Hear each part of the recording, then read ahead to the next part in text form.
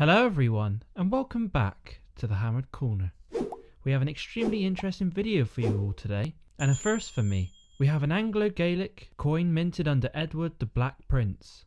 If you've never heard of the term Anglo Gallic coin before, it relates to coins issued by English rulers from Henry II in the mid-12th century to Henry VI in the late 15th century, in territories they controlled in France. So essentially they are coins minted in France under an English ruler who controlled that territory of France at the time. So why do we have a full set of coins minted under the Black Prince, son and heir of Edward III? Edward of Woodstock was born, surprisingly, in Woodstock in 1330. He was the eldest son of King Edward III, but never became king, as he died 1 year before his father did, aged only 45 years old. Edward's limited years as prince did not limit either his prowess or his progress, however, and successful medieval warrior, and remains famous for his achievements even to this day. There are many daily discussions on how Edward gained the title the Black Prince, deriving from his sinister reputation as a fierce warrior, his attitude, or even his dark armour he wore throughout his life. This nickname was given to him after Tudor times. Edward was just 7 years old when negotiations for his betrothal began. He married his father's cousin, Joan of Kent, and had 2 legitimate children. But unfortunately the plague was ripe across the lands, and the eldest died aged only 6.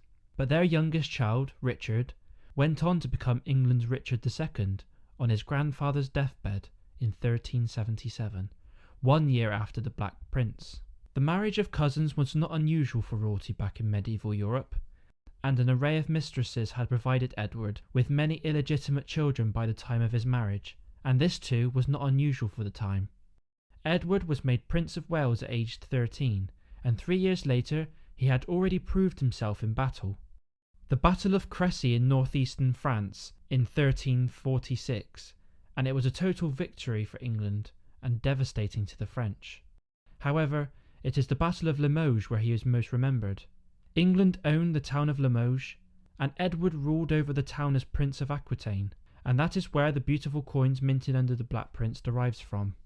Now his cause of death is unknown, dying very early before he had his own chance to rule.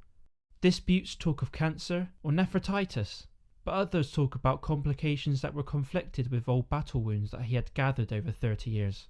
Now it wasn't until my good friend Jack Pope began collecting and studying the Anglo Gaelic coinage that I realised that these coins even existed and were in the remit of collecting English coins.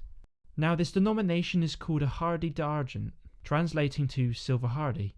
It is extremely refreshing to see a new medieval design that leans away from the typical front-facing bust that we saw on the English coinage, and it's slowly becoming one of my favourite obverse designs on a penny that has ever been designed. The obverse displays a front-facing half bust of the king, holding a sword up to his right shoulder and his left hand pointing. It has an arch above the king's head, surrounded by a beaded circle. Now refreshingly, the obverse legend differs slightly from what we're used to, and translates to Edward, firstborn of the King of England.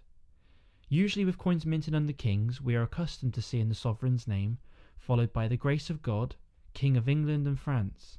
But Edward states that he is the firstborn son on the obverse, and the reverse translates to the Prince of Aquitaine. Now these coins don't come with a mint mark, or the traditional civitas followed by the mint on the reverse.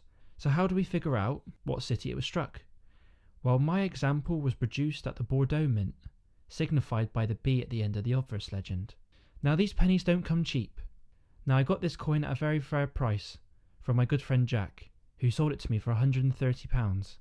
So there we have it. I hope you've enjoyed today's video, and you've learnt something about a coinage that you may have known nothing about before. And please let me know down below what videos you'd like to see on the channel, and be sure to let me know if you've got any coins minted under the Black Prince. Thank you all for watching, and as always, keep collecting!